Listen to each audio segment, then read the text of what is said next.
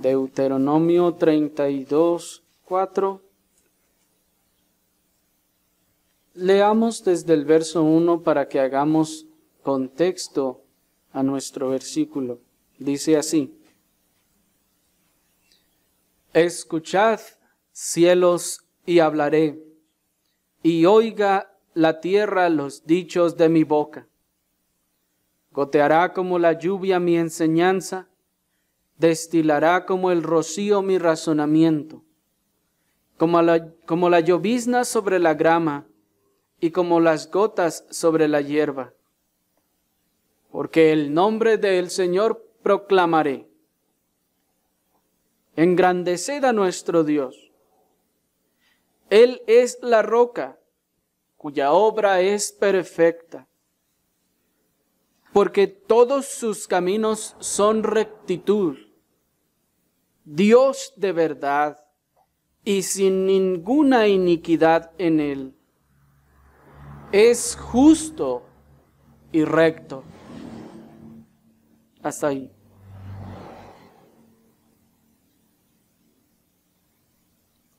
Hermanos, como vimos la ocasión anterior,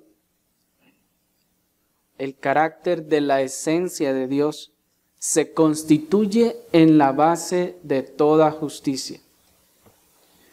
El carácter de la esencia de Dios se constituye en el modelo patrón de toda justicia y en la base sobre la cual debe medirse toda justicia que podamos nosotros querer evaluar o comparar. Dios es justicia, Dios es justo, y su esencia, decíamos, se convierte entonces en el patrón, se convierte en ese metro patrón del que hablábamos, de justicia,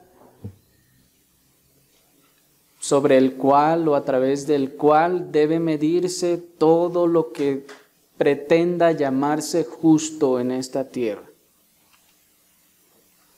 Decíamos en la definición que nos daba el teólogo Luis Berghoff, hay ciertamente una ley que está en la naturaleza esencial de Dios y esta constituye el modelo más elevado que es posible, por medio del cual todas las otras leyes tienen que ser juzgadas.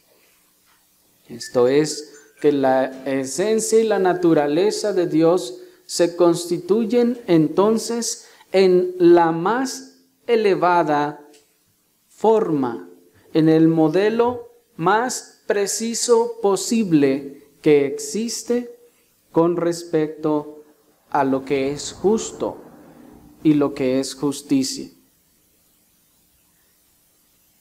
Y la perfección infinita que caracteriza, hermanos, a la naturaleza divina, al ser una propiedad de la sustancia divina, es entonces una cualidad inherente a cada uno de los atributos del ser divino. Escuchen con atención esto, pues de aquí vamos a partir para entender muchas cosas. La perfección infinita que caracteriza a la naturaleza divina, al ser una propiedad inherente de su sustancia, es entonces una cualidad inherente de cada uno de sus atributos. Esto es, estamos todos de acuerdo que Dios es infinito. Dios es infinita perfección. Y que su naturaleza es ser infinito. O que el ser infinito es su naturaleza. Y al ser, pues, esa infinitud, una propiedad de su sustancia, esto es, al ser la infinitud, parte de la esencia de lo que conforma a Dios, entonces, esto a la vez es una cualidad inherente de cada uno de sus atributos. Esto es, si la infinitud es parte de su esencia, de lo que si podemos usarlo en términos muy llanos, de lo que compone a Dios.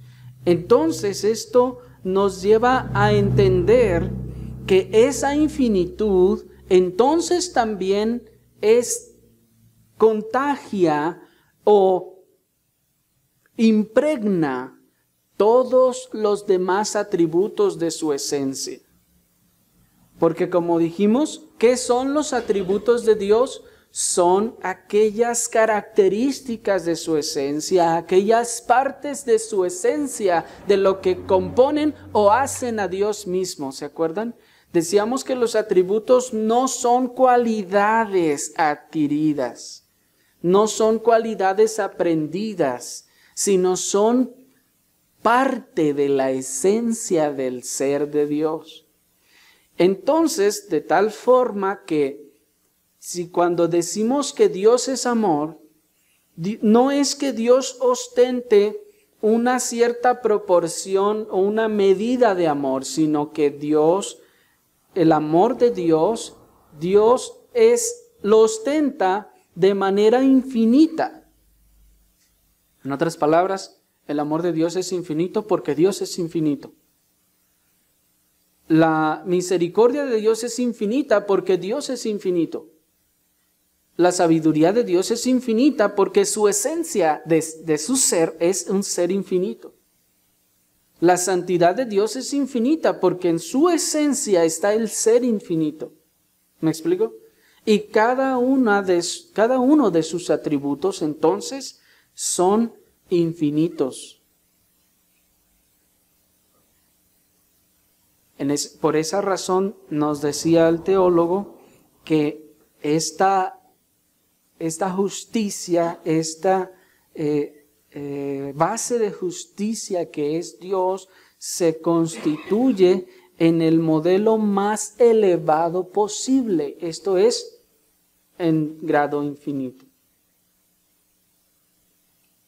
De esta forma, la justicia de Dios, como modelo o patrón de justicia, es la justicia más perfecta que jamás puede existir. Voy a repetir eso, porque eso es muy importante. La justicia de Dios, como modelo o patrón de justicia, es entonces la justicia más perfecta que jamás pueda existir, porque es infinita, porque es la medida mayor que es posible que pueda haber.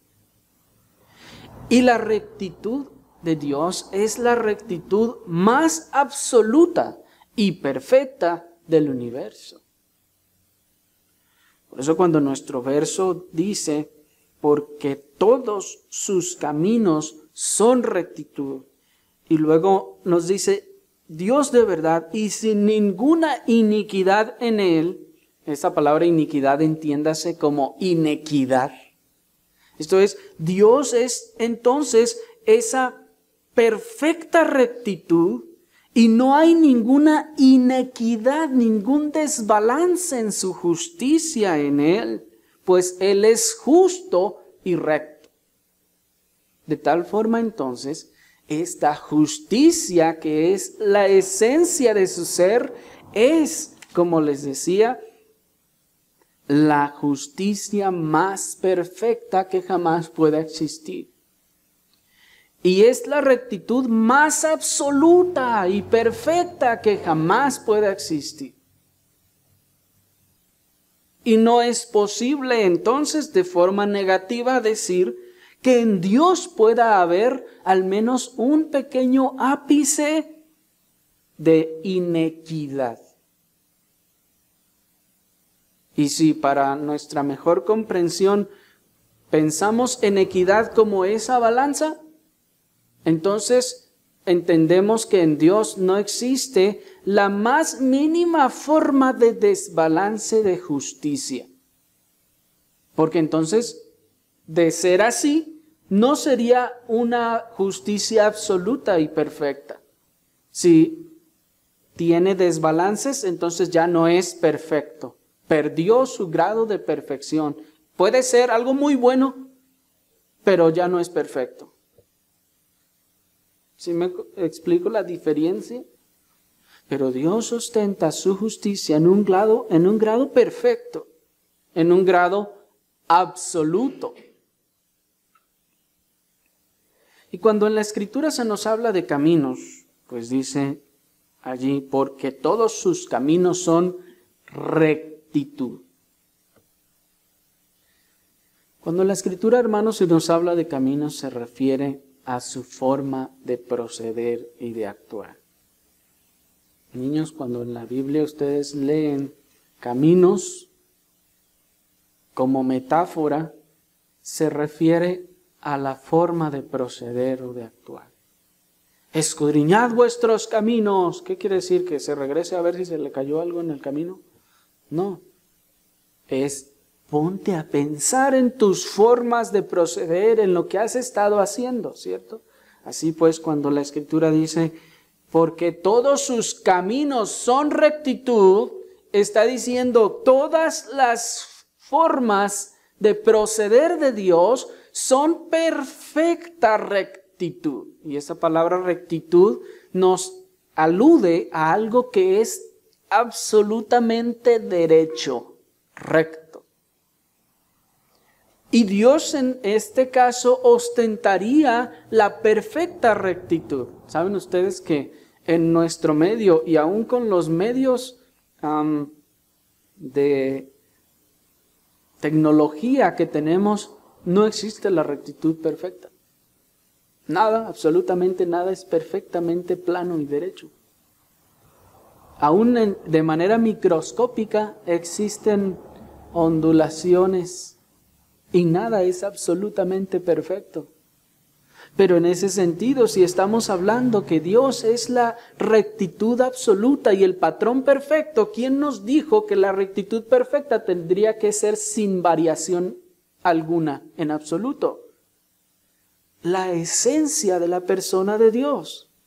El hecho de saber que debe existir una rectitud absoluta.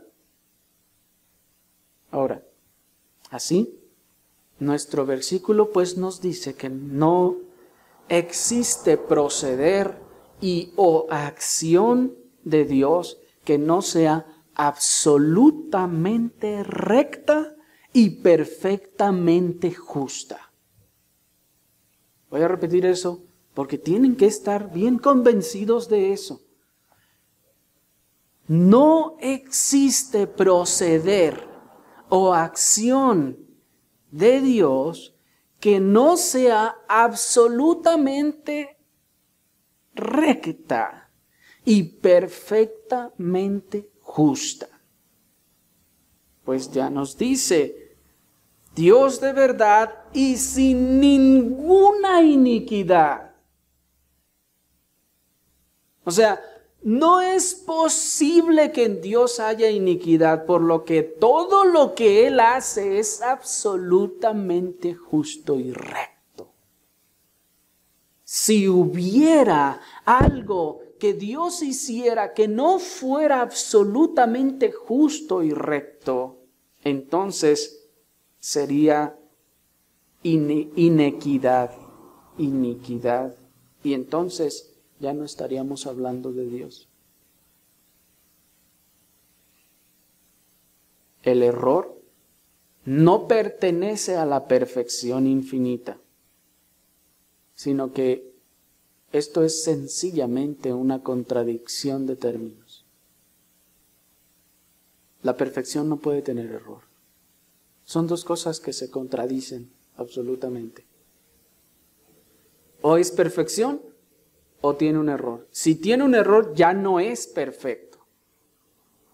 ¿Sí? Otra vez, puede ser algo muy bueno, pero no es perfecto. Y si Dios es en esencia perfecto y la perfección es parte de su esencia, entonces el error no pertenece a la naturaleza divina. No existe en Dios el error en ninguna forma y en la más mínima de las escalas. No es posible. Porque si lo existiera, entonces habría inequidad, injusticia, aún en la más milésima forma.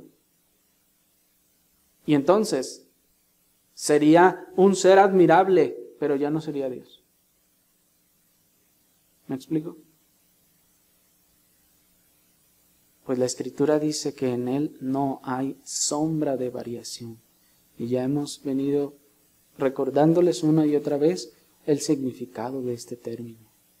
No es que Dios no va a cambiar de justo a injusto, no, sino que Dios jamás cambiará de absolutamente justo a casi absolutamente justo. No, eso no es posible. ¿Me explico?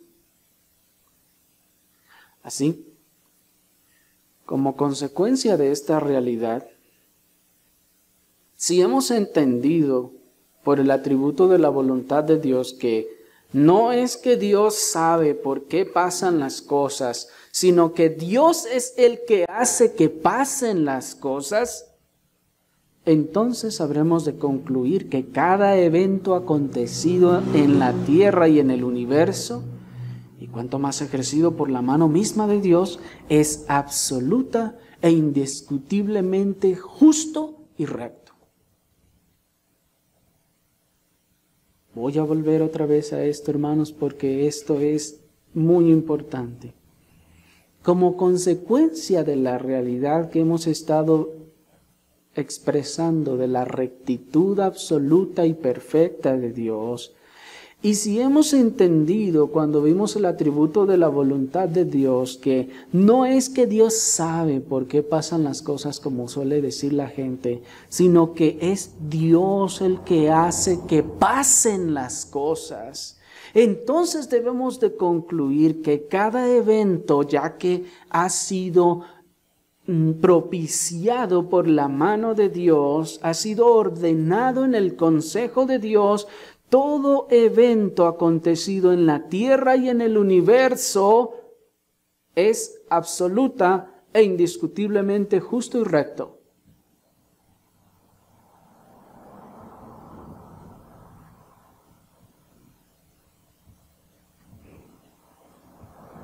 Ahorita vamos a ver por qué y cómo. Pero por esta razón hemos venido en este proceso de pensamiento. Primero, a reconocer la perfección de la rectitud de Dios. Y ahora, cuando esta la traemos o la auxiliamos con la voluntad de Dios y entendemos que la hoja del árbol no se mueve sin la voluntad de Dios, y si hemos dicho que todo lo que Dios hace es absolutamente justo y recto, entonces cada cosa y caso es indiscutiblemente justo y recto. ¿Por qué y cómo? Bueno, ahorita vamos a ver. Tengan un poco de paciencia. Lo que pasa es que el orgullo del hombre es su más grande mal, ya que no solo les ciega para ver su maldad en contraste con la misericordia divina, sino que también les ciega para no ver su propia maldad, y en base a ello reconocer que no es inmerecedor de las aflicciones y tribulaciones que le han sobrevenido. Alguien ha dicho que el origen de todos los males es el orgullo, y que el orgullo fue el primer pecado, puesto que de allí se derivó todo lo que Satanás vino a hacer en su rebelión. Pues dice la Escritura que se engrandeció a sí mismo y dijo: seré semejante al Altísimo. Y cuando se atrevió a hacer una cosa así, entonces es que es echado, y dice: pero eres arrojado como vástago abominable. Entonces, el hombre, hermanos, también, a través del pecado que se produjo en el hombre en el Edén y que nos ha sido también heredado y transmitido desde nuestros primeros padres, El hombre es orgulloso por naturaleza caída, ya que este orgullo está presente desde que tenemos uso de razón. Y es este orgullo el que no nos deja ver y reconocer nuestra maldad, y tampoco nos deja ver el contraste con la misericordia divina, y entonces nos hace pensar que las cosas que suceden o que nos suceden son inmerecidas. Y me refiero a las aflicciones o a las tribulaciones que vivimos, tendemos entonces a pensar que son inmerecidas. Y ahí tenemos a la gente preguntándose, ¿qué hice para merecer esto? La verdad es que hizo muchas cosas, pero su orgullo no le permite ver cuáles son. ¿Me explico? Hizo demasiadas cosas. Ha hecho el tanto mal como no tiene una cuenta y una idea. Pero su orgullo y su pecado también que le ciega, no le permite ver su maldad. También esa ignorancia y esa también muerte espiritual no le permite ver la misericordia con la que Dios le ha venido soportando todo este tiempo. Y entonces le sucede algo malo y dice, esto no es justo. Y volvemos todo atrás y decimos, ¿no es justo? El Dios que es absoluta justicia, ¿no obrará lo que es justo?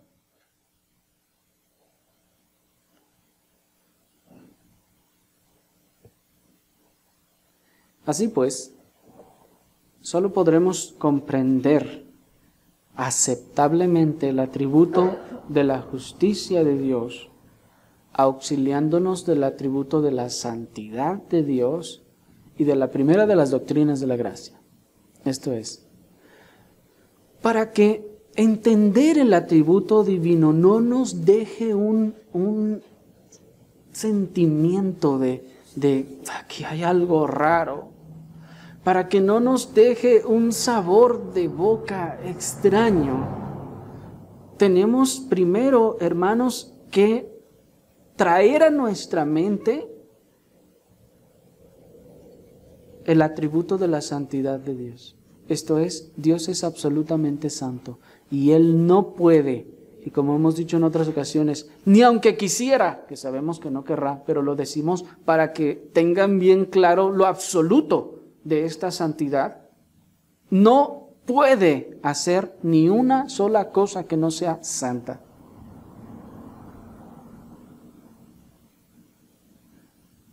Así entonces,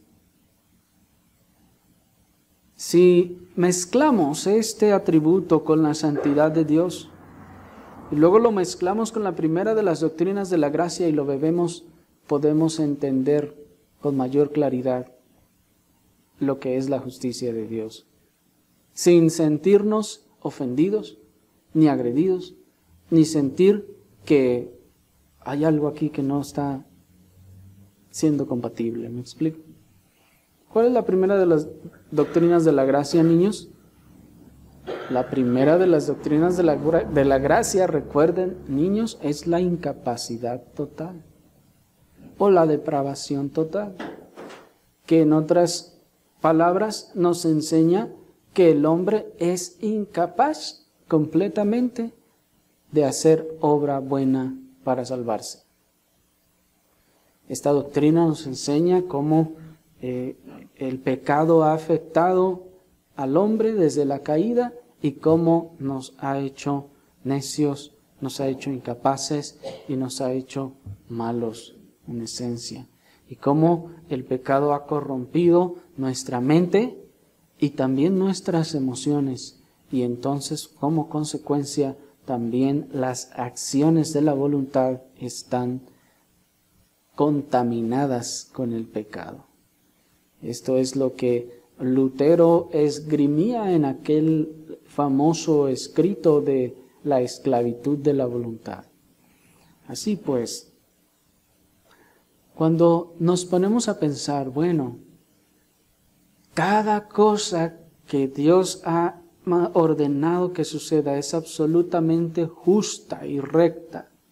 Oye, pero eso le dolió o me dolió. Bueno, pero sí recuerda que Dios es absolutamente santo y que no pudo haber hecho algo mal. Bueno, sí. Entonces, ¿dónde estará el mal? ¿En Dios? O sea, si eso que ocurrió fue perfectamente justo y santo y recto, pero a mí me parece que no es así, ¿quién estará mal? ¿Dios o yo? Y ahí es donde está la diferencia del creyente y el incrédulo. El incrédulo dice, eso es inaceptable, no, Dios no puede ser así. En cambio el creyente dice, Dios es veraz y algo yo no estoy viendo, algo yo no estoy entendiendo, pero Dios es veraz, pero Dios tiene razón. Noten cómo dice el versículo, el final del verso 4, ¿están allí? Donde dice Dios de verdad. ¿Ya lo oyeron? Dice, Dios de verdad y sin ninguna iniquidad en él, es justo y recto.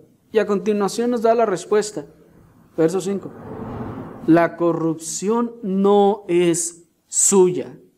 ¿De quién es?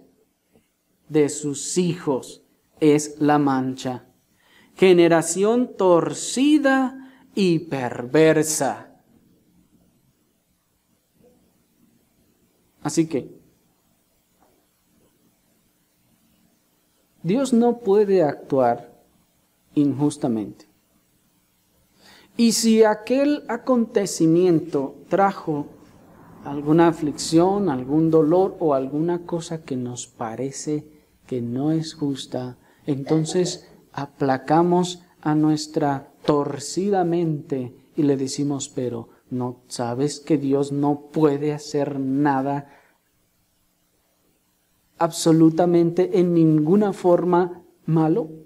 Ni que sea perfectamente, que no sea perfectamente santo. Oh, bueno, sí. Entonces, ¿qué pasó allí? Y allí está la respuesta.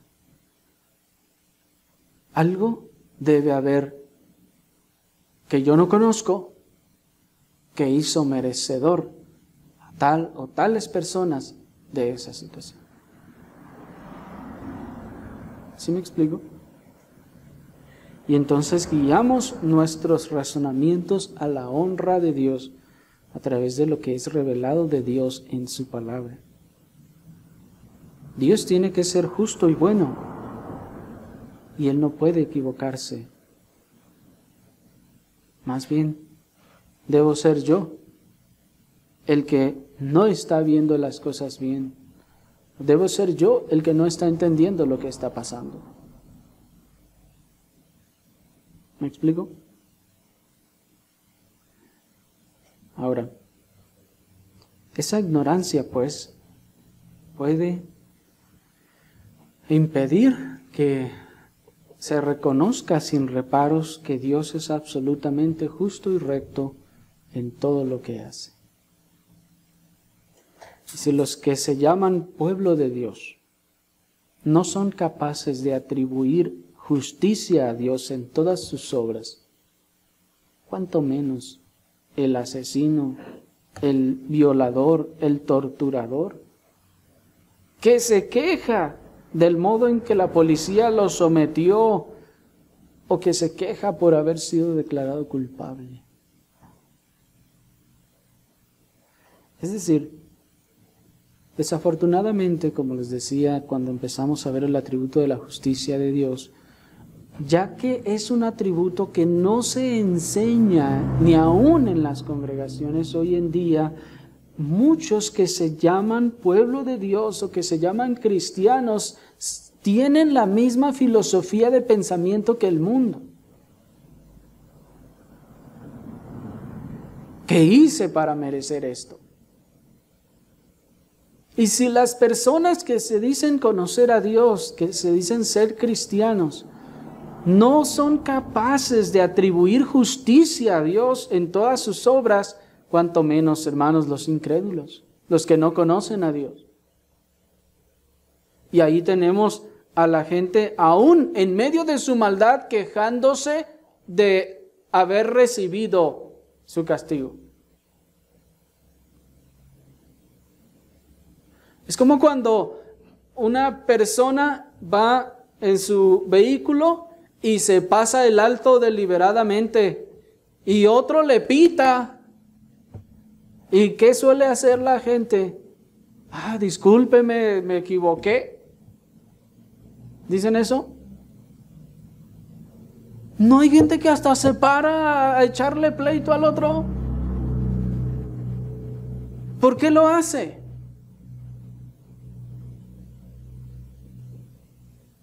Porque está ciego. No ve su maldad. Y aún, si luego lo agarrara la policía, estaría diciendo, no, ve qué injusticia me agarraron, nomás porque me pasé el alto. ¿Eso es injusticia? No, no es injusticia. Lo que pasa es que se ha quedado tan acostumbrado a vivir en el pecado y en la suciedad, que la suciedad es su pan de cada día y le parece lo más normal y natural, y entonces le ofende que la justicia llegue a ponerle en su lugar. ¿Me explico? Allí está entonces el asesino, el torturador y ahora con todos esos personajes tan depravados del crimen organizado, los agarran y no los tratan con amabilidad y con pincitas y andan poniendo el grito en el cielo los de derechos humanos porque es que se le trató con mucha violencia, y él no hizo violencia a la gente que él torturó y le arrancó los dedos o los brazos o las orejas o hasta los ojos. ¿Tiene derecho a exigir un trato cordial y amable después de sus acciones? Y si se dan cuenta, estamos tratando de definir y de llevarlos a definir y tener un sentido de justicia. Porque la respuesta para el mundo incrédulo sería, no, sí, claro que tiene derecho. ¿En base a qué? En base a ese espíritu buenista del que les hablaba la vez anterior.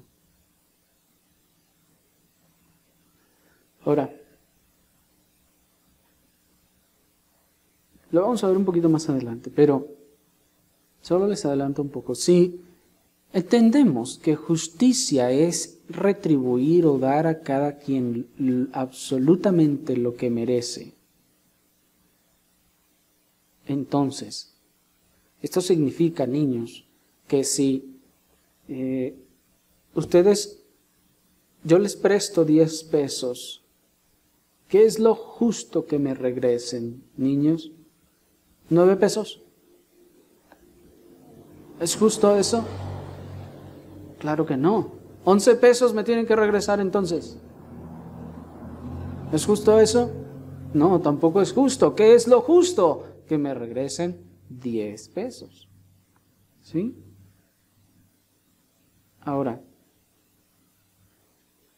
la justicia, pues, entonces, en ese sentido, se encarga de darle a cada quien lo que merece en su justa proporción. Y aquí, como les decía, me adelanto un poco a lo que después veremos, pero cuando Dios dijo, ojo por ojo, diente por diente, mano por mano, pie por pie, ¿es justo?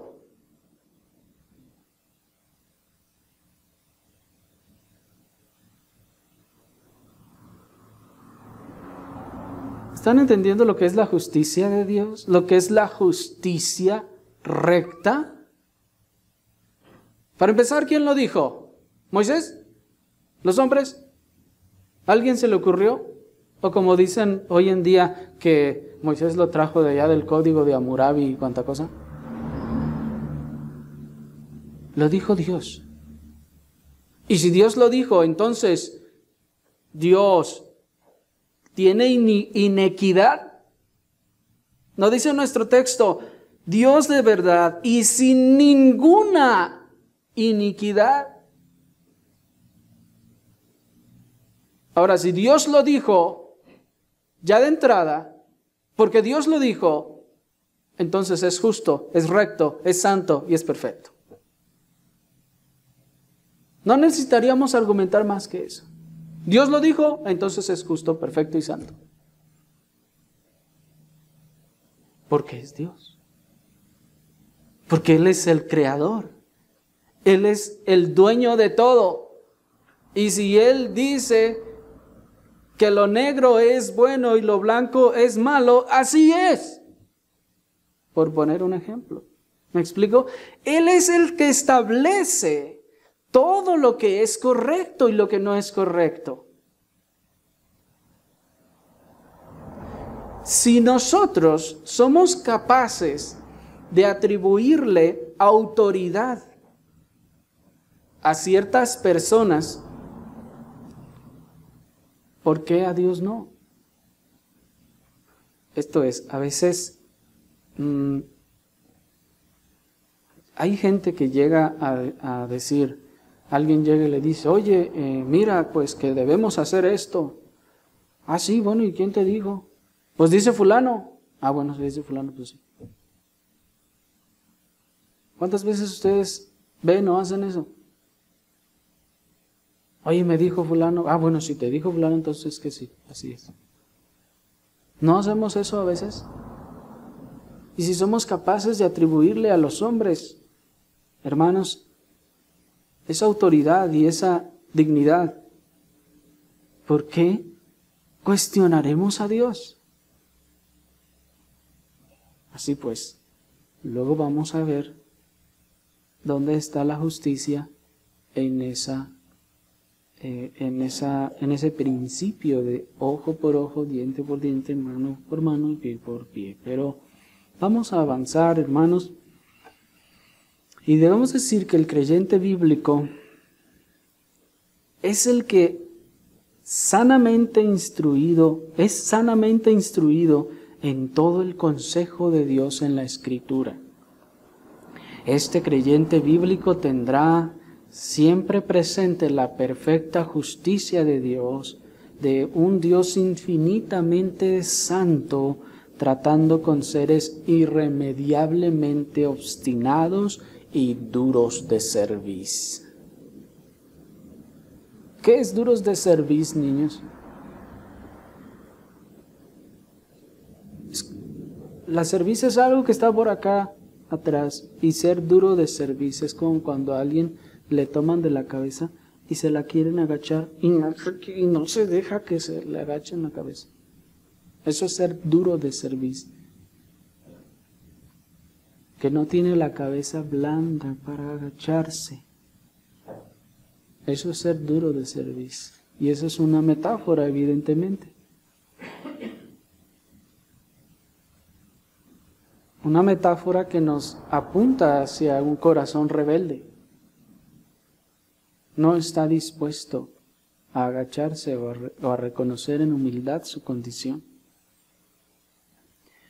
Así pues, el creyente bíblico es instruido en la palabra de Dios y entiende la justicia de Dios y entiende a Dios que es justo y santo, y a la vez también entiende que el hombre es obstinado y rebelde y duro de cerviz.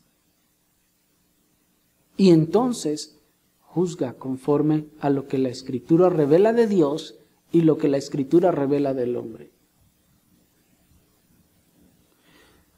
Miren cómo dice el Salmo capítulo 19, versículo 9. Acompáñenme por favor velozmente al Salmo capítulo 19.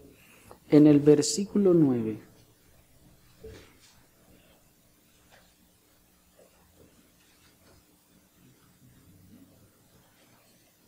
Dice el Salmo 19:9. El temor del Señor es limpio, que permanece para siempre. Los juicios del Señor son verdad, todos justos. ¿Se fijan? Los juicios del Señor son verdad, todos justos, sin excepción. La palabra juicio en la Escritura suele estar expresada en dos sentidos. El primer sentido es el justo discernimiento que identifica el bien del mal en cada situación, así como el justo del injusto. Esto es, ¿qué significa juicio? Bueno, tiene dos sentidos. Y el primero de ellos es como cuando un juez se sienta a discernir, a escuchar y discernir el caso, para él separar de acuerdo a la ley y a la justicia y distinguir entre las acciones justas y las acciones injustas. Y luego también distinguir y discernir entre quién es el culpable y quién es el inocente. ¿Sí? Eso es hacer juicio. Pero también en la Escritura la palabra juicio se expresa como la justa pena otorgada al infractor en base a sus crímenes. Esto es, juicio también significa no solo ese discernir, sino el señalar la pena otorgada al infractor en base a sus crímenes. Cuando un rey se sentaba a hacer juicio, no solo el juicio era discernir quién es el justo y quién es el injusto, sino también el juicio era la sentencia que se daba tanto de señalar al criminal como señalarle su pena. ¿Me explico? ¿Sí? De tal forma que en otras ocasiones y sobre todo en los profetas vamos a encontrar que la palabra juicio está relacionada con castigo o pena. De tal forma que a veces se utiliza la frase es un juicio de Dios. ¿Cómo un juicio de Dios? Dios ha juzgado. Como se acuerdan aquella ocasión cuando ve aquel rey Belsasar la mano que escribe, ¿qué escribe? ¿Qué escribe? Has sido pesado en balanza, esto es, has sido juzgado, es decir, has sido discernido y has sido hallado falto. Has sido juzgado.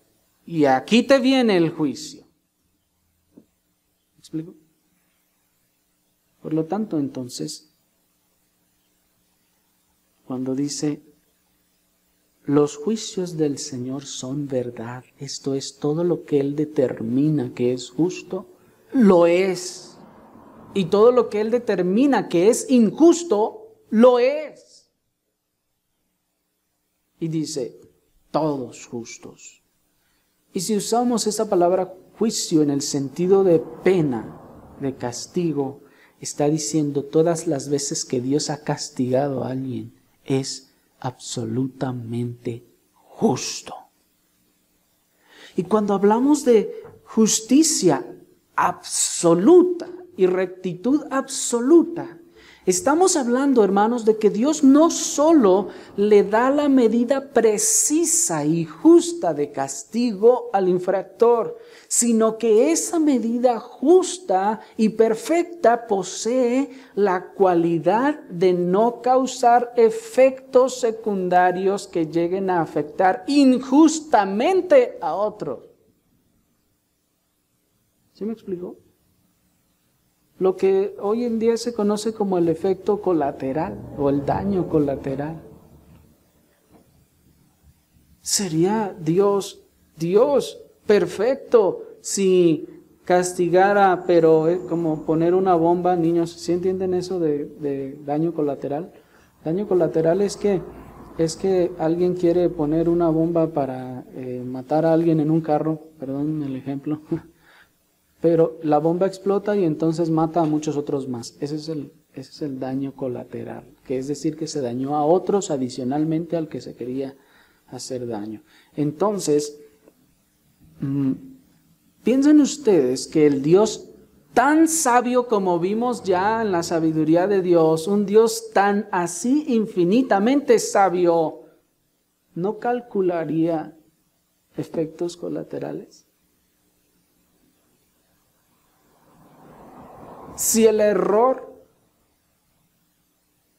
es del hombre y no de Dios, el error no pertenece a la naturaleza divina, entonces entendemos, hermanos, que los juicios de Dios son perfectos y que el daño, cualquiera que sea, si se puede usar el término, en realidad deberíamos decir el castigo, se aplicará perfecta y justamente. Bien. Pero hagamos un último ejercicio, hermanos, para averiguar qué tan claras nos han quedado estas verdades acerca de la justicia de Dios. Ya para terminar, vamos a evaluarlos a ustedes, a ver qué tan claro les ha quedado todo esto. Y lo vamos a hacer a través de algunas preguntas.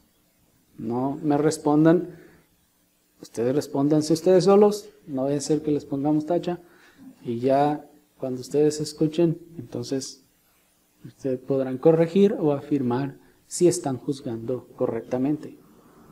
Y en base a todo lo que hemos visto, les pregunto, ¿estaba siendo Dios justo y recto cuando envió las plagas a Egipto?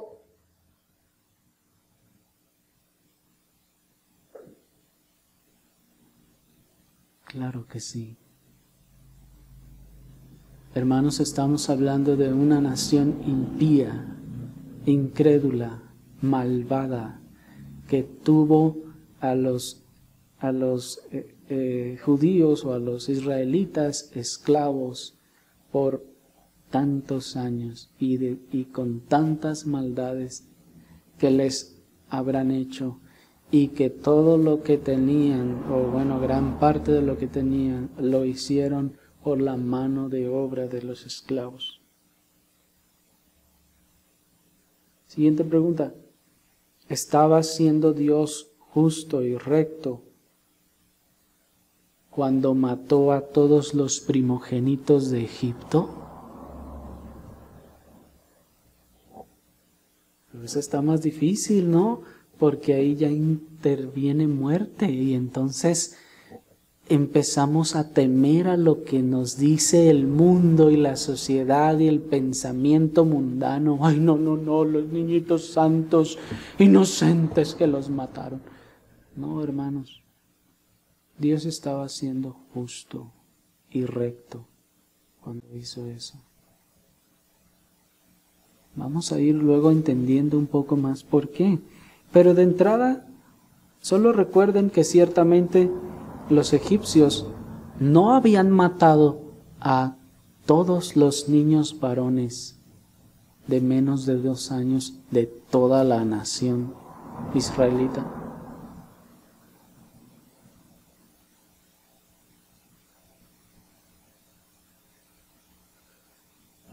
¿Estaba Dios siendo justo y recto cuando cerró el mar Rojo mientras cruzaban los egipcios? Porque eso lo hizo Dios, recuerden ustedes. ¿O piensan, o todavía son de los que piensan que lo hizo Moisés? No, hermanos, por favor. ¿Ustedes creen que el palito que traía ahí tenía poderes? No, hermanos, por favor, Dios hizo esas cosas. ¿Estaba Dios siendo justo y recto? Claro que sí. ¿Qué maldades ¿Y por cuántos pecados pagaron todos los que quedaron debajo del agua? Nosotros no lo conocemos. Pero el testimonio de la Escritura sí nos enseña que no hay justo, ni aun uno. No hay quien haga el bien. Todos a uno se desviaron. Siguiente pregunta. ¿Estaba Dios siendo justo y recto cuando mandó a los levitas matar a aquellos 3,000 hombres? ¿Se acuerdan ustedes de ese caso? Moisés acaba de descender después de 40 días y 40 noches de ayuno del monte, trae las tablas en su mano y ¿qué se encuentra? El pueblo orando al Señor y alabando. No, hermanos, se encuentra la nación escuchen bien, en una terrible celebración orgiástica al becerro de oro.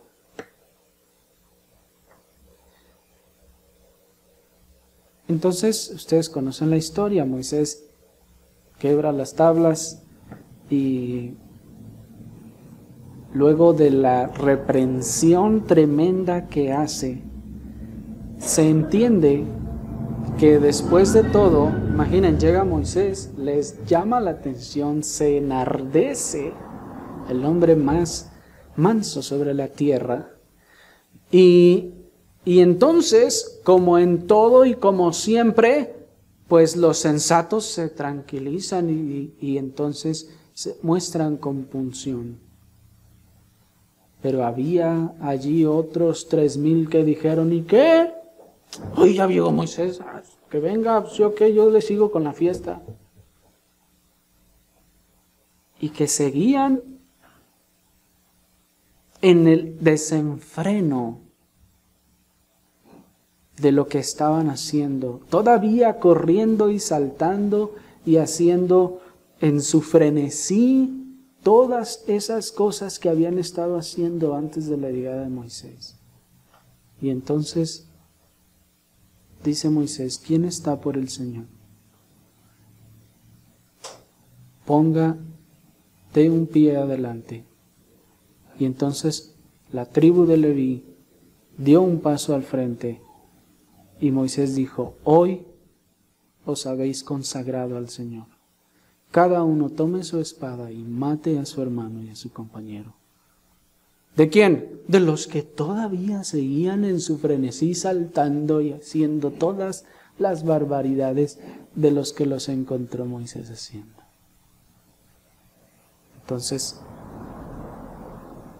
¿estaba siendo Dios justo y recto? Sí lo estaba haciendo. ¿Estaba siendo Dios justo y recto cuando cayó lepra sobre Aarón y Miriam? Sí lo estaba haciendo, porque esto no lo hizo ni Moisés, ni nadie les pegó la lepra. Al instante fueron llenos de lepra, dice la Escritura. ¿Estaba Dios siendo justo y recto cuando abría la tierra que hizo que se tragara vivos a Coré, Datán y Abiram y a todas sus familias?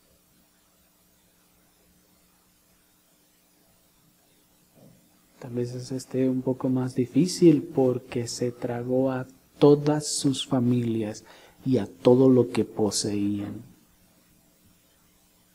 ¿Estaba Dios siendo justo y recto? Sí. La respuesta es sí. ¿Por qué? Eso tal vez es otra pregunta. Es decir, que yo no entienda las razones no significa que no es justo. ¿Me explico? Tenemos que partir de esa base. Dios es absolutamente justo y recto. Que yo no lo entienda por qué o cómo, o que yo no conozca el contexto, el trasfondo o lo que hicieron, eso es otra cosa. Estaba Dios siendo justo y recto cuando envió las serpientes ardientes para que mordieran al pueblo y murieran. Porque ¿cuál era el propósito de las serpientes? ¿Asustarlos y que fueran corriendo? No, los mordían y morían. Y Dios las mandó. ¿Estaba Dios siendo justo? Sí. La respuesta es sí, sí lo estaba haciendo. Lo que pasa es que nos sentimos muy buenos. Nos sentimos muy justos. Nos sentimos muy dignos y que valemos mucho para que alguien nos dé lo que merecemos. Pero hasta que no vemos, hermanos, cuán horrendo es el pecado, cuán asqueroso es y cuánto mal representa y cuánto se opone a Dios, entenderemos que Dios más bien incluso fue bueno y misericordioso.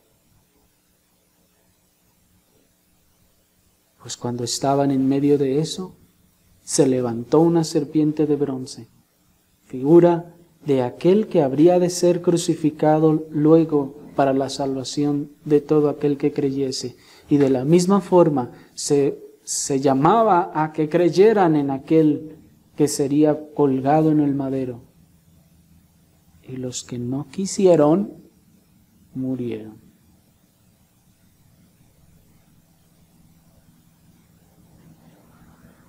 ¿Estaba Dios siendo justo y recto cuando mató a Nadab y Abiú? ¿Se acuerdan de Nadab y Abiú? Estaban allí incensando al Señor y cayó fuego del cielo y los consumió. Y aunque algunos argumentan que ellos entraron al tabernáculo ebrios, sobre todo, hermanos, como ya hemos visto en otras ocasiones, ellos hicieron algo que Dios no ha mandado. Si les parecería un atrevimiento que un loco fuera e hiciera un espectáculo en frenesí delante de un rey, delante de su trono, en audiencia, y se volviera loco y se desnudara y hiciera cuanta sarta de cosas, y eso ¿no se consideraría algo indigno, algo merecedor de alguna pena? Cuanto más, hermanos, delante del ser absoluta e infinitamente santo.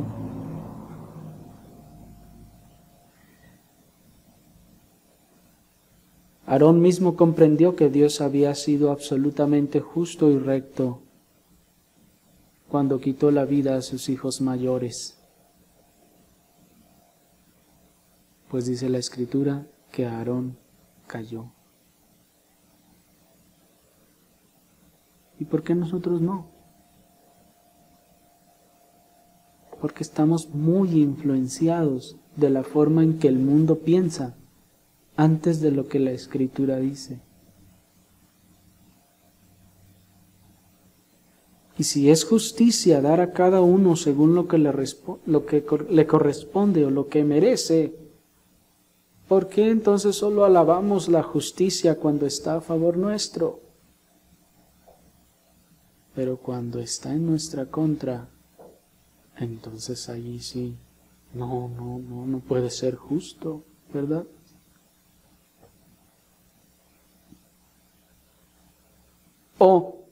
Niños, ¿qué se debe dar a una persona que ha transgredido la ley?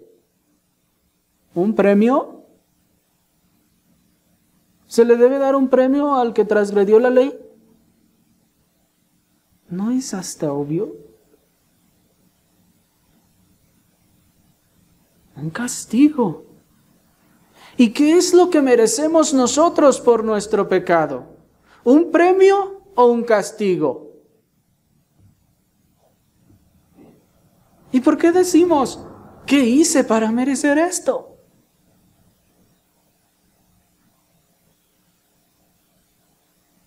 ¿Cuál es la paga del pecado, niños?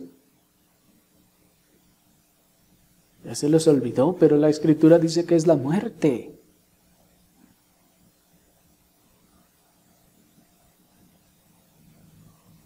Según nos dice Lamentaciones 3:39, ¿por qué se lamenta el hombre? Laméntese el hombre en su pecado, dice.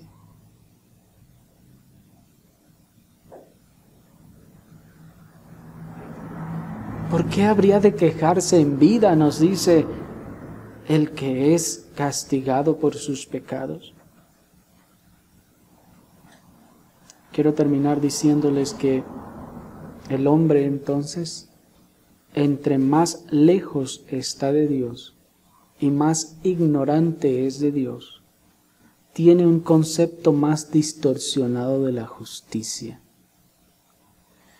y un concepto más bueno de sí mismo y de sus acciones.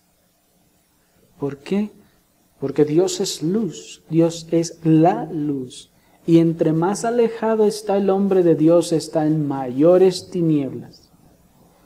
Y en esas tinieblas, en esa lejanía de Dios, hace que ese hombre tenga por sus tinieblas y su ceguera un concepto más distorsionado de la justicia. Porque no conoce a Dios, que es la justicia misma. No conoce sobre Él. Y entonces, como ve a todos igual de malvados que Él o hasta más, entonces piensa que Él no es tan malo. Pero lo que la Escritura nos enseña es que lo único que merecemos por nuestro pecado es la muerte. Dios es absolutamente justo y recto. Oremos al Señor.